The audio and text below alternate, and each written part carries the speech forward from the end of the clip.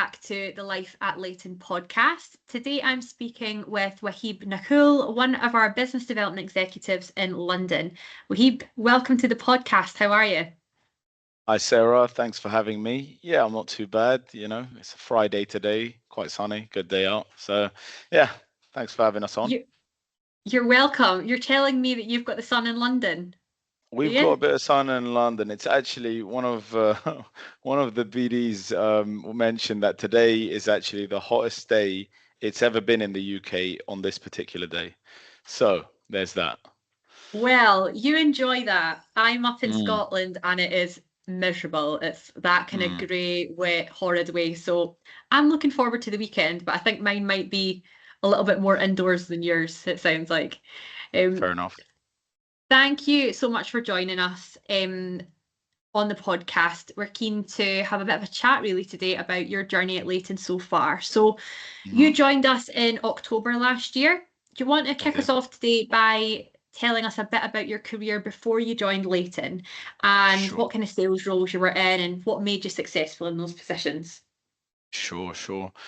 I suppose it's good to go back to the beginning, really.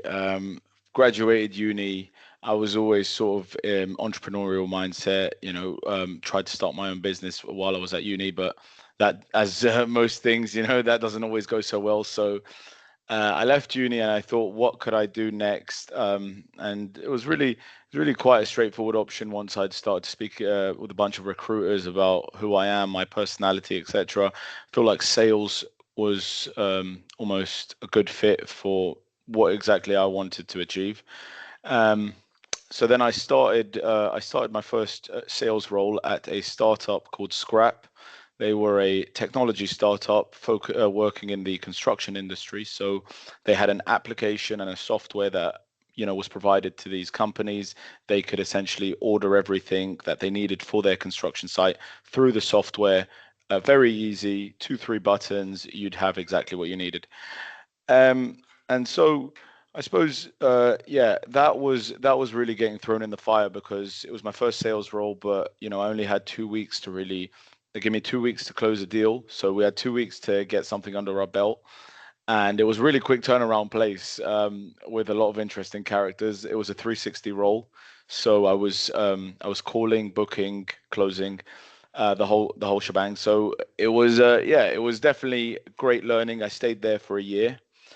After after being with them for a year, I wanted to sort of move on to maybe a bit more of a well-organized company. You can imagine with a startup, there's only so much that can happen while they're waiting for their funding. So there's only so much we can actually grow with them. And I just thought, what might be interesting to work at a bit more of an established enterprise and see how that goes. So I went and did a few applications, ended up with a job for a day and a half at a company called Content Guru. Also as a business development executive. The reason I say I was with them for a day and a half is because I then went, one of the clients that I had at Scrap asked me to help him start a construction company. So I went and I was helping him do that. And after, that was also kind of heavy on sales, getting contracts from the council, dealing with a whole other thing, contracts, etc. And then most recently, before Leyton, my sales role was as a broker in commodities. So I was at a firm in Monaco. We were working in hard commodities, mainly oil, gas, gold, sugar, quite a range. And I was there for a year, so dealing with very, very high transactional deals, large volumes, meeting very interesting people, about flying around the world to go to networking events. That was obviously a different perspective than my sort of first initial high output calls, 100 calls a day, the whole thing. And yep, then after that, the company was going through restructuring, sort of changing their direction and approach. And that's when I started looking for different opportunities and ended up at Leyton, where I am now. So that's the whole story in a nutshell. That's the story in a quick fire round. Great. Yeah. So to me, it sounds like you've had a lot of different sort of industries that you've been feeding into with your sales skill set. So, what was your, remind me, what was your degree at university? What were you doing? Mechanical engineering. Mechanical engineering. So something completely different again. So, what do you think the key thing is for people who are maybe coming into a sales role? Yeah. Yeah. What's the key skills they need to focus on that makes that a transferable skill set across different industries? Yeah, that's a great question. And I think it's a great question because it's sort of a question that sits with you a long time when you're first in sales. So I suppose the number one skill for me, at least, and I speak from my own perspective, is having a lot of self-belief. And I think if you believe in sort of yourself and you back yourself, you'll be willing to fail. And I think willingness to fail is the biggest thing in sales, right? It's the biggest learning. That's where you learn the industry. That's where you learn the prospects. You learn how to discuss. So I think self-belief, I think self-belief and willingness to fail are two important things. The next one is obviously high output, hard work in the beginning, at least, your first 6 months in an industry, you should really be trying to go and put out as many calls as you can and meet as many faces as you can, so that by the end of the day you're genuinely taking back a lot of feedback, because that's what it is. You want a closed feedback loop, so you want to end up with a learning process where you start off maybe not understanding exactly how to sell your product, and then by the end of it you've become somewhat of an expert in understanding that. So that's also important. And I think this is a bit not in necessarily your control, but I think a good working environment where you have a good colleagues around you that are willing to give you tips and good management, and help you along your journey, and make sure that they're giving you feedback on what you're doing. I think that's also important. So yeah, those three things really. It would be self-belief, willingness to fail, and dedication, sort of hard work, not really giving it just half, maybe a half-baked approach, but more so just going for it full on. Yeah, I'd say those three things. Perfect. Yeah. Do you know what? My favorite thing that you said there was that you talked about believing in yourself almost like a skill that you hone, because I think a lot of people think that that is something that you either have or you don't have, Yeah, right? You yeah, you have exactly. self-belief or you don't. Whereas some of the most confident people, or who appear to be the most confident people, are the people who are the best at something in their field, like Sure. you've said, have gone through so many learning processes of trying and failing and then getting the feedback and taking that on, and that makes them knowledgeable and that gives them Yeah, self-belief. yeah. So that was perfect. I completely, yeah, exactly that, exactly that. Perfect. So you, I'd be really interested on your take on this. I understand that you're obviously moving back to the UK from Monaco, but you've had success in a number of different sales roles. So making a move into a new job in sales, whether that's a new industry or just a new company, it can feel like quite a big risk when you're already performing well somewhere. So Yeah. what motivated you to, I guess, change your industry and join Leyton, and what gave you the confidence to take that step? Look, I think it's a mix of things. I think first, what are your goals, right? So you ask yourself, where can I be that's going to help me, financial goals? Where am I going to be that's going to help me financially? So then you find a company, say for example like Leighton, they offer you what you want financially. So the next step now is, how can I, right, how am I going to fit in? How am I going to do well there?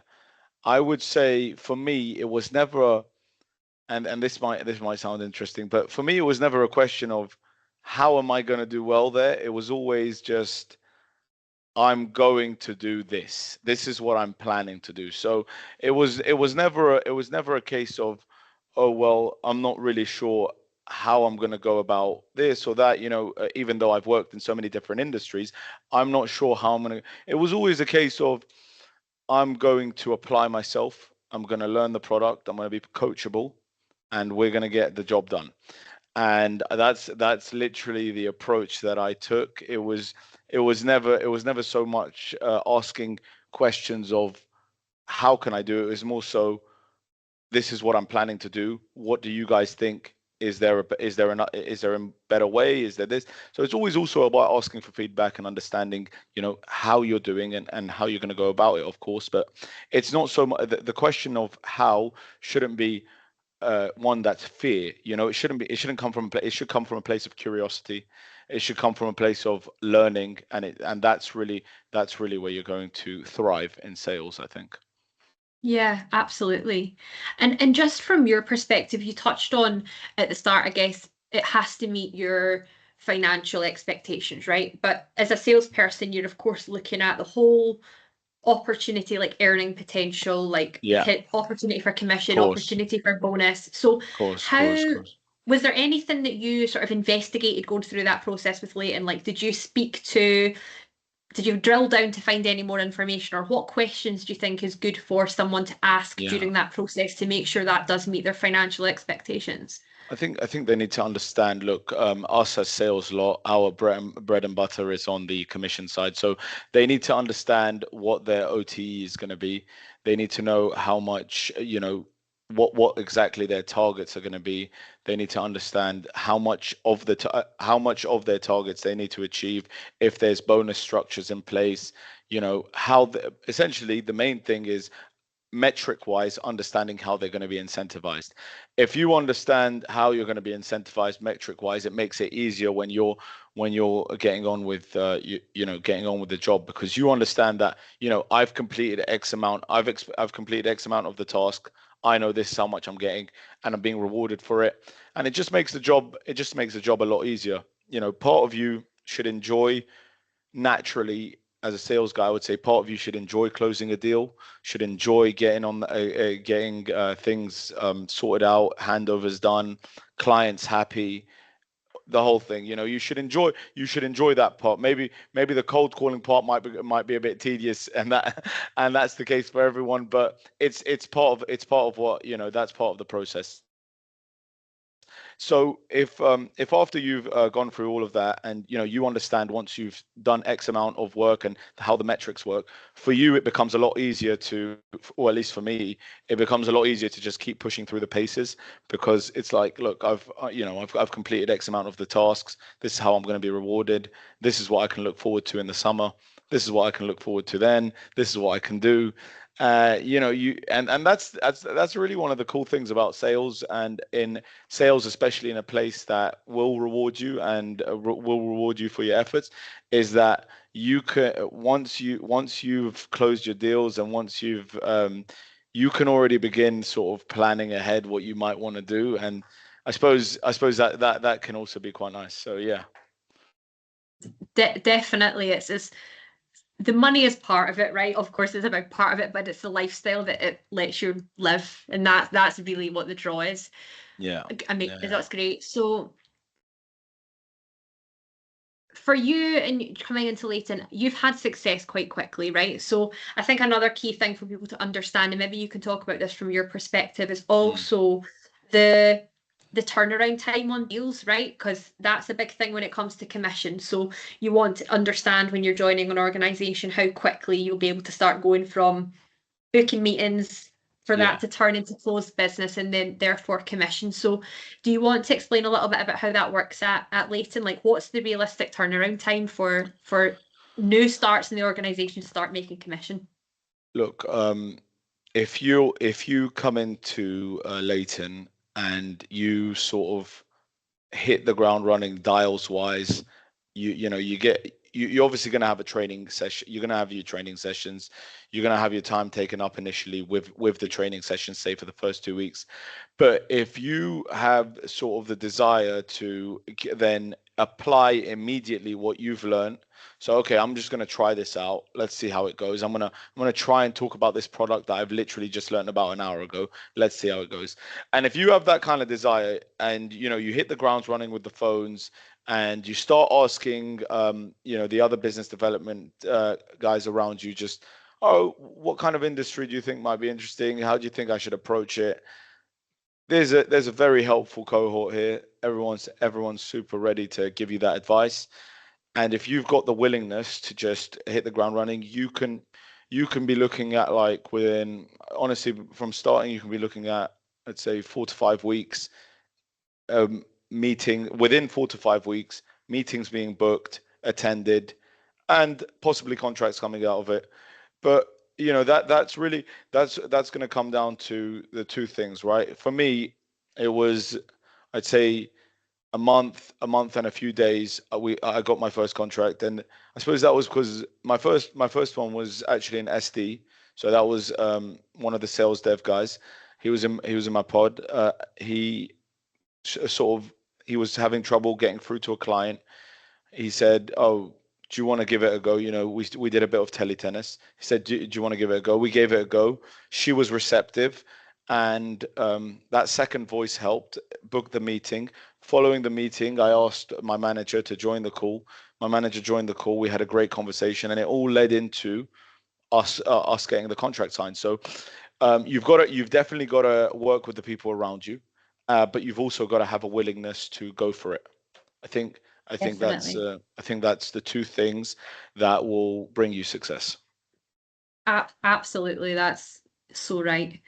So we've already spoke, I guess, a little bit about the key skills that salespeople need to bring that can help them transition between different industries. Um, was there any kind of key learning and development that you had going through the start of your journey here in Leyton that you feels kind of helped you embed so quickly and be able to talk about the products confidently? Yeah, in terms of you mean in terms of like key skills that I originally had, or ones that I picked No, up no, no. after? Yeah, internally. So like we have a quite a robust, I guess, talent development program that our new Yeah, starts go through. So we've already kind of touched on that external stuff. So once you joined Leyton, was there yeah, any key training that you'd went through? yeah. I think um, I think definitely the one-on-one sort of trying a call with one of the other trainees. They'd be acting as a decision maker or a gatekeeper. And then also similarly with the guys managing the training session, Dave, Josh, just doing those one-on-one calls and sort of getting feedback from them really helped you understand how that might go on the real dials.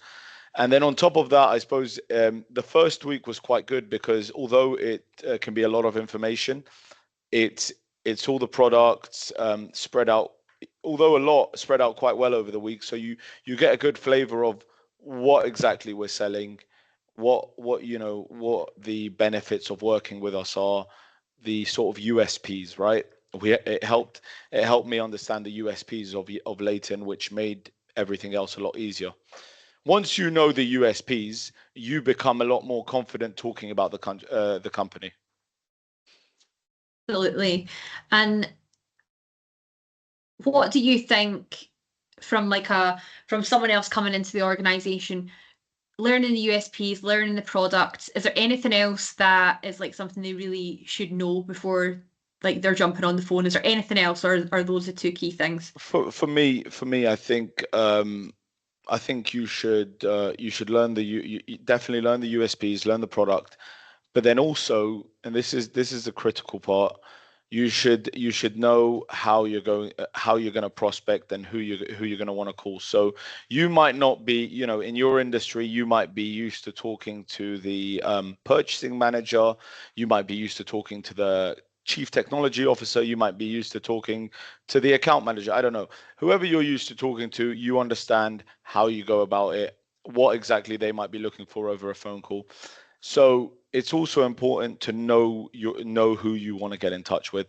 And in this case, we're talking about financial products. You're always going to want to look to find a way to prospect. You're the finance director, CFO, and that's also another critical part. Learning how to find the right person to talk to.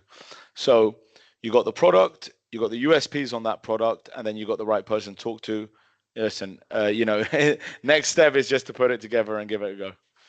Yeah, it's as easy as that. Amazing. So for any of our listeners listening who might be in a sales role at the moment, doing well, maybe they're a wee bit nervous to step into something new, what advice would you give them about making the leap to Leyton or to another opportunity out there?